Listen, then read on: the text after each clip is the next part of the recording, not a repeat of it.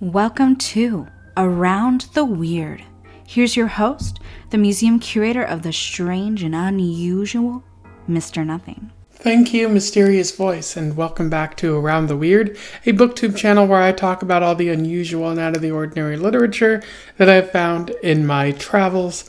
Today, I want to talk about a book that I read, one that I have a lot of contradicting feelings about, and you'll probably see why as I talk about the book and go into the analysis section. But it is a book about dysfunctional marriages and murder.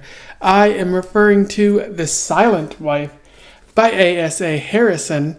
A book with a very simple cover. It's very easy to see and skip over because it doesn't really attract the eye or really use the imagination of the book cover writer. And I feel like you would miss out if you were to just skip this by. And again, I'll talk about that when I get to the analysis section. For those who don't know, A.S.A. Harrison, who wrote this book in 2013, is a writer, artist type. I don't know much about her art. And I only know one thing about what she has written, and that is The Silent Wife. It's the only book she has ever written because shortly before this was published, she died around 60 years of age, which is interesting because I wonder if she would have published anything else prior or after writing this.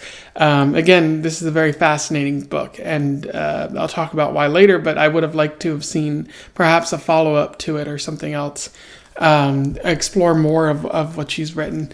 But yeah, like it's really fascinating. Like, this person wrote only one thing, it's this, and my library somehow had it.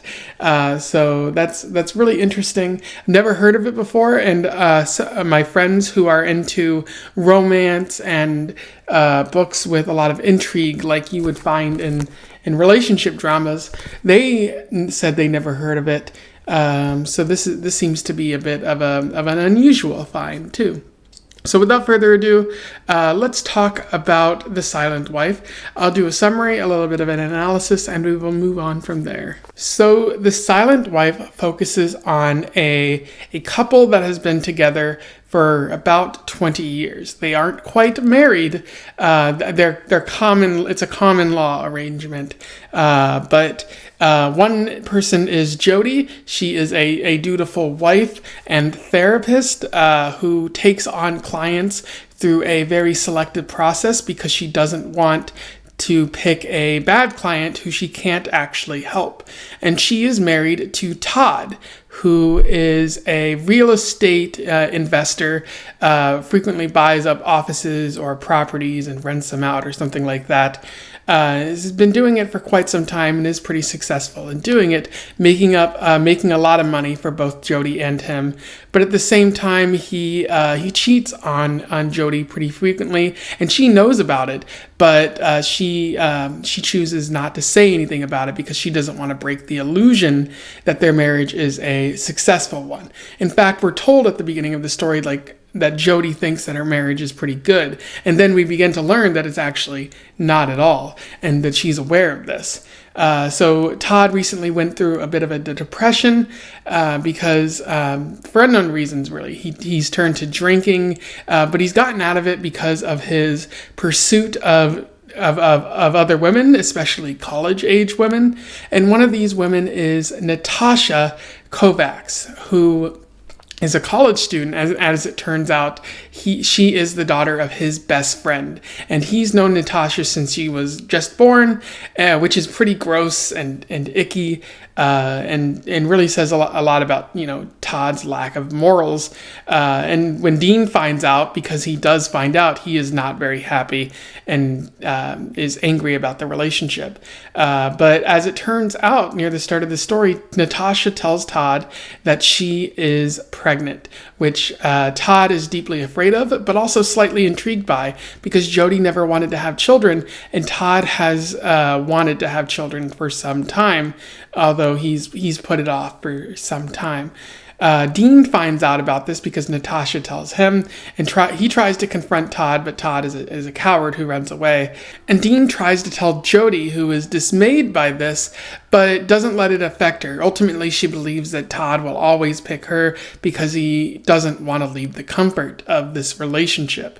Jodi, for her part, she ends up finding sleeping pills that belong to Natasha and uses it to drug Todd, which is a bit extreme that she would go to such lengths to punish Todd. But it seems like she does that in other aspects of a relationship too, whenever he does something that's a bit unforgivable. Natasha and Todd end up moving into their own apartment, but Natasha is upset because Todd refuses to completely break things off with Jodi, including allowing her to stay in their condo and not seemingly, letting her know that it's over. But Todd does tell Jodi that it is over at the last second. Like the day before, or the day of that he's moving in, he's like, "It's over, Jodi. We're no longer together." And Jodi attempts to beat him up, but Todd is too strong for that to happen. And Jodi falls into a depression at this point because the illusion has been shattered. And she refuses to really get out of bed, and her clients can tell that something is wrong with her, so it's affecting her work life as well. But as Jodi had kind of indicated, Todd doesn't completely want to break this off. It's indicated in the story that he's afraid of fully committing to Natasha because of how different she is from Jodi in terms of keeping an eye on him and not letting him get away with being around other women and staying out all night. But Todd visits Jodi and they have sex, which only convinces Jodi that this relationship is gonna stick through. And Natasha even tries to call her, but Jodi just tells her, "No, this is gonna work out, and you're not gonna be the victor here. You're gonna be saddened to learn that Todd is gonna stay with me." And it seems like Todd is manipulating Jodi at this point in the story, using her desire not to shake any illusions that she has against her, which is pretty terrible on his part. But Todd's lawyer sends a letter saying that Jodi has to leave the premises within 30 days. So again, it becomes pretty real to her. And Jodi becomes a shut-in at this point where she can't really do much. And it seems like she isn't ready to completely accept what is happening to her. At the same time, Todd is worried about getting an STD. He goes to the doctor, and it turns out that they have to test him, and he might have HIV or something like that because of his sexually promiscuous ways, which carries through to the end of the story. Meanwhile, Jodi and Allison attempt to talk about what they're going to do in this situation, and Allison says that for a price, Jodi can give her money, and she'll arrange a hitman to potentially murder Todd, which is a bit of an extreme, but Jodi feels that she has no other options at this point, as she doesn't want to be forced out of her condo, and so she makes a plan to go to a conference in Florida. And then Todd will be killed while she is gone, which is kind of suspicious when you think about it. But Jodi is also thinking about her family and her past history of therapy, because she is a therapist who has gone to another therapist, and she thinks about all the repressed memories that she's holding in. And one case where she actually went to the therapist and he was proving to be helpful, but when he helped her uncover memories of her brothers Daryl and Ryan, she remembered that she repressed a memory about Daryl actually raping Ryan or sexually assaulting him in some way. I think that's what's hinted at in this story. And so she decides then, it's better to have these illusions than to face the reality that might be too hard to face, which is very fascinating, and I'll talk about later. So while Jodi is in Miami, Florida, Todd is shot to death in a very interesting passage, where he's just shot at a red light, and the people drive off, and the police can't seem to find him. They contact Jodi, and she comes back to Chicago, where they tell her that they're looking for the criminal, and they begin to investigate Jodi at this time. where Jodi's mental health starts to deteriorate. She feels anxiety and guilt, which she should, but she feels like the cops are coming on to her. And it really seems like everything's falling apart for her. Like at one point, her cleaning lady finds her like with her head shaven off, and she's dehydrated from having the flu. It seems like she's having hallucinations too. And after she wakes up in the hospital, she learns from the police officer that Dean has been arrested, Natasha's father, who, as it turns out, had hired some hitmen who deny actually having engaged in the hit. And so Dean is going off to jail, and Jodi seems to dig in at this point, saying that there was nothing wrong, seemingly retconning the entire story by asserting that she didn't really kill Todd. This was something that just happened, and she's in a better place now, and things are hopeful for the future. And although Natasha was, kind of hurt at the end of the story, ultimately things are going to work out for her. And so that's where the story ends. In terms of analysis, you could probably tell in the summary, but there are a lot of things worth talking about in this story. What's interesting is I was fully ready to hate this story. 75 pages in, I was like, why am I reading this? This is bad. And a large that kind of holds true. Like the first 50 or so pages are a struggle to get through, and because of Harrison's writing, and partially because you don't really see what she's trying to do until the nearly the end of the story. And but there's also some flaws in the story that I'll get to pretty soon. But one of the things that she tries to talk about is the dysfunction of Jodi and Todd's marriage. So Jodi and Todd are terrible for one another. Like, I cannot stress this enough. If you read this story, you would understand. Like, these people are completely incompatible. And they both pretend like nothing is wrong in their marriage. It's them refusing, or just going through 20 years of them trying to get back at one another and refusing to acknowledge the issues in the room, refusing to communicate any problems because Jodi likes to live in her illusions, and Todd's an asshole, I guess is the best word for it, who refuses to own up to any of its actual problems. If this story is any indication, he prefers things to work out on their own rather than acknowledging things, and he doesn't want to seek help for any of the terrible things he's doing. So there's a good quote that I would like to read to you from this.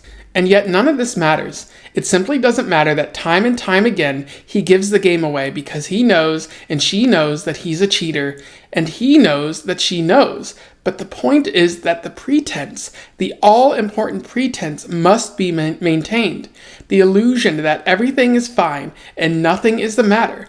As long as the facts are not openly declared, as long as he talks to her in euphemisms and circumlocutions, as long as things are functioning smoothly and a surface calm prevails, they can go on living their lives, it being a known fact that a life well lived amounts to a series of compromises based on the acceptance of those around you with their individual needs and idiosyncrasies. So that's a very fascinating perspective on a marriage. It's also bonkers, kind of like completely dysfunctional. Like if anyone believed that in a marriage, like your marriage would not work out. It's because like they don't talk about anything. They don't acknowledge the heart of the issue in the marriage and that they are not compatible. There is no love in this marriage. I say it's a loveless marriage because it seems like it's there out of the simplicity. Like they're not in love. They're not compatible. They don't really have that much in common. But it's a marriage built on the idea that both of them are drawn to each other for simplicity's sake because of what they can possibly offer for one another. What does Jodi offer Todd? She offers quiet and easiness. Like she's not going to go too much into depth in who she is. She's not going to force some stuff upon Todd. She's not going to call him out for the wrong things that he does. Like she might try to get back at him, but Todd has just learned to live with that. Like so for Todd, like Jodi offers like nothing but a wife who is there for sex and for company at times, for the illusion of a relationship. But what does Todd offer Jodi? Todd isn't that challenging. Like, he's not going to ask for something deeper to Jodi. He's not going to say, tell me about your past. And Jodi doesn't want to talk about her past, so that's fine. Like, she might want intimacy, which Todd can provide, and she might want the illusion and the reputation that comes with a marriage, which Todd can also provide. So they both provide each other with something, like, not that shouldn't actually be there in a relationship. There's no love. There's no real sense of companionship. There's just the idea that this marriage is perfect and in working order. And that's not how marriages should work.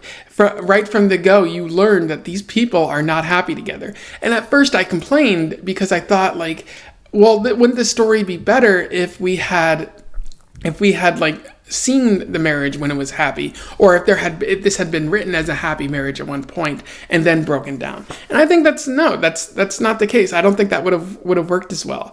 I like that the marriage is completely dysfunctional, because you see what happens when you pair these two like completely incompatible people and you try to make something work that is clearly not going to work.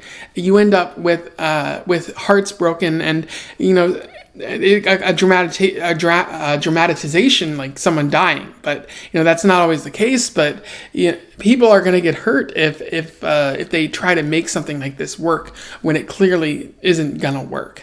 Another interesting element of this story is denial and the idea of a flop era. So this is really interesting because I made a joke on Twitter like not too long ago where like I joked that I found the idea of a flop era deeply embarrassing because I would never admit to having failed. And even if I did fail, I would just retcon history when I came out ahead so that it looked like I had never failed in the first place. And as much as I joke like that, this is who Jodi is in this story. Jodi refuses to look inward at all. She refuses to accept reality for what it is. A good example of this is when she has her therapy practice. One of her clients, I think they have an eating disorder or something like that, or they're addicted to drugs. And so Jodi is ultimately not able to help that person. And as a result, she doesn't look inward and try to gain those skills to become a better person. What she does is she just she puts strict guidelines on who she accepts as a client in her private practice. So that means she will never get one of those clients again. And ultimately, she will only experience success with her clients. And if this happens again in the future, she will further restrict who she accepts in her practice. So she's in denial about like who she is and what is happening to her. And she's retconning any attempts like for failure in the past, because to her, failure and opportunities to look inward are not acceptable. There's an interesting quote that I would like to read again here. It's a comfort that Allison is looking out for her, but she is not receptive to Allison's advice. What's knocking around in her head is that people act on impulse, make mistakes, and regret them later. Maybe he needs to know that he's forgiven. Maybe he's waiting for a sign. And really, when you think about it, no actual harm has been done. Even the baby is not a major complication. Doesn't need to be. He won't be spending a lot of time with it while it's an infant. And can you see the major denial that Jodi is dealing with? When I read this, the first time I was blown back, because think about how deep this denial has to be for her to think that a baby is no big thing. A baby is a huge thing. She thinks that Todd isn't going to want to spend time with a baby that he's been asking for years. She thinks that Todd's just going to leave Natasha for her. Like, she thinks that this is just a small complication, that this relationship isn't going to grow. Meanwhile, the narrator points out that Todd has been spending a lot of time with Natasha. He's somewhat happy in this relationship. Like, it seems like it's going to stick. And the fact that Natasha can't see this is reflective of her lifetime of ignoring the facts, of ignoring her own failures, of ignoring what's right in front of her, and then retconning like anything when she gets ahead so that it was always going to be successful. in the first place. You see that in therapy, like where she goes to her own her own therapist, and when he forces her to confront the terrible things that have happened in her family, she ignores that. And she's like, oh no, that's not actually what happened. Everything was fine.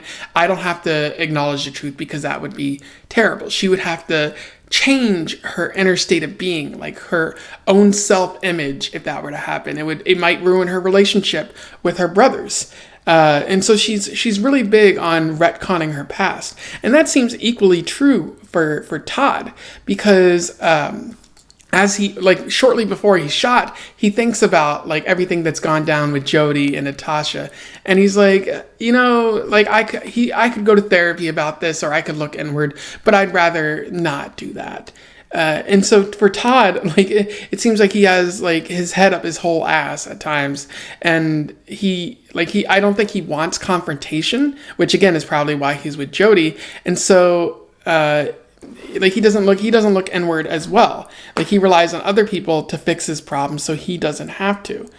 And that only adds to their dysfunctional relationship, because if neither of you want confrontation or to grow or to recognize ugly truths, your marriage isn't going to work out, because it's full of ugly truths. You have to look at yourself and the other and try to help yourself and the other person grow. Another element that I really like about this story is it's amazing representation of mental health. Jodi's descent, like over the years, but also near the end of the story, is pretty fascinating to watch, and it's Harrison especially seems to build it upon mental health research. She talks a lot about Adlerian researchers and Freud and a whole bunch of other stuff. And she acknowledges in the acknowledgement section that she spoke to psychologists about this. So I think it's beautiful that she doesn't rely on those tropes about mental health. Like, she actually seems to do her research. So Jodi's descent feels natural. Todd's sort of head up his own ass feels kind of normal, like you would see in real life. Although I do have a couple problems with it. And I'd also like to talk about the last 50 pages here. If the first 50 pages are difficult to get through, the last 50 pages are amazing.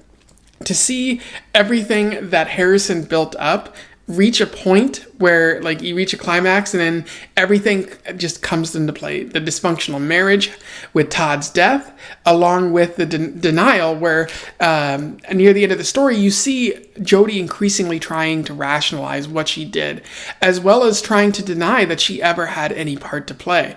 Like, she's just like, oh, it must have been Dean who did it, even though it couldn't have been Dean. She tries to say, oh, Allison must have ran off with my money. And while that could be true, I seriously doubt that's what she did, because the Dean's hitmen apparently said they were going to do it, but they never enacted it. So it's really fascinating how you see this denial, like, build up towards the end of this story and just blow up. And what's even more fascinating is, like, the ending seems very positive. Like, it ends, like, you might think, oh, it ends on a positive note because Jodi seems hopeful for the future. But that's ignoring the fact that she just murdered her husband, and also ignoring the fact that this only feeds into her cycle of denial and refusing to ever look inward and address this problem.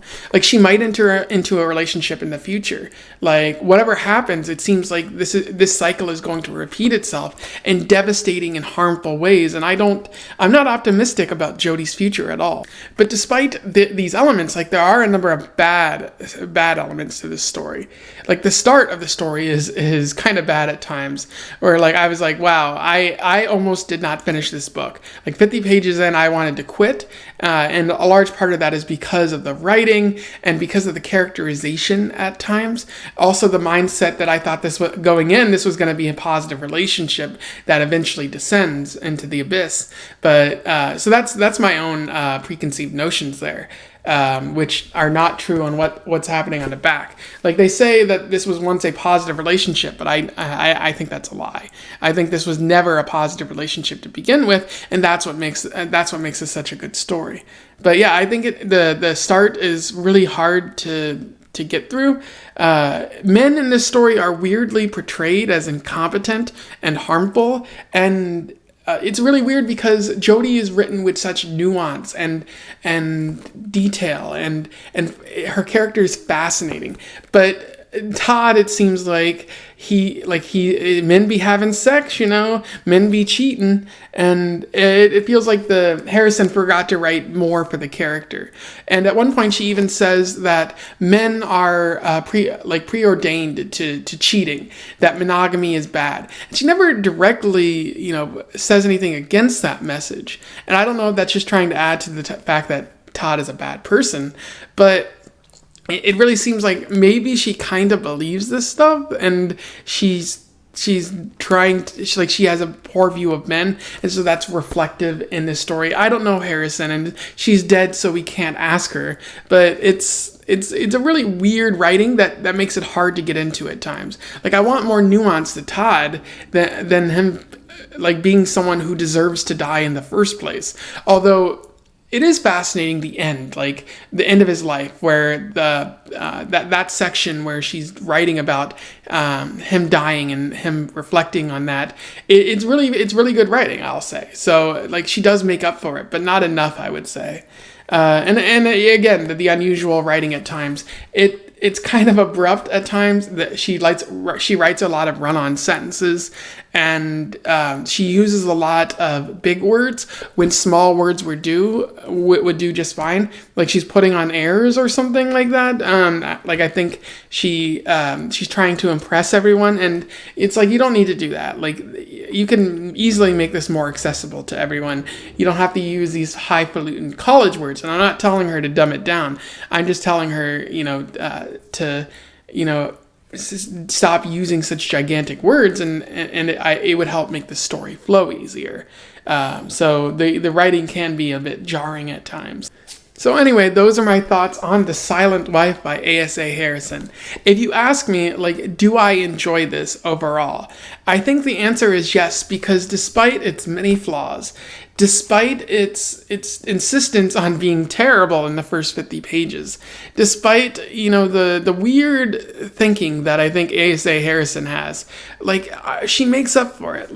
There's a very clear, very beautiful story happening here. Not beautiful, good, kind of an ugly beautiful. And of a relationship that should not be descending into utter madness and ending in disaster for both parties involved. Even though Jodi comes out unscathed, it's not looking good for her. I think even at the end of the story, you could say she's had some sort of psychotic break. She might be imagining everything at the end of the story, honestly, and I think that only adds to my overall enjoyment. So there's a lot here, and I do say my test is if I had never read this story or heard of it, would my life be hurting in some way? And I think the answer is no. I could go my entire life without reading this. But I'm really happy that I did read it, because there's so much here, and I'm going to be thinking about this for quite some time. So ultimately, I do think I like it, and I have to recommend it out there, because it really kicks ass. For all its flaws, it's still, A.S.A. Harrison still tells a marvelous story. It's just you have to get through a lot of hard stuff, and that's why I was saying at the beginning of the video, I would have liked to have seen more, because this is her first story. And it's amazing. It's kick-ass. Imagine if she hadn't died when she did, and she had written a couple more. What would that have looked like? Would it have been every bit as good? Would she have improved upon some of the flaws that she might have had? Hopefully. I would really have liked to have seen that. But unfortunately, she died of cancer, I think, before this book was published. So yeah, if you read this book, or you simply want to comment on something I said here, do so below. Let's have a discussion about The Silent Wife. This is going to be yet another long video, 30 minutes. But I think it's 30 minutes well spent talking about a very complex book. Don't forget to share, and subscribe so that more people can find out about this interesting story and this author. And until then, I wish you the best of luck in your weird and silent travels. Farewell.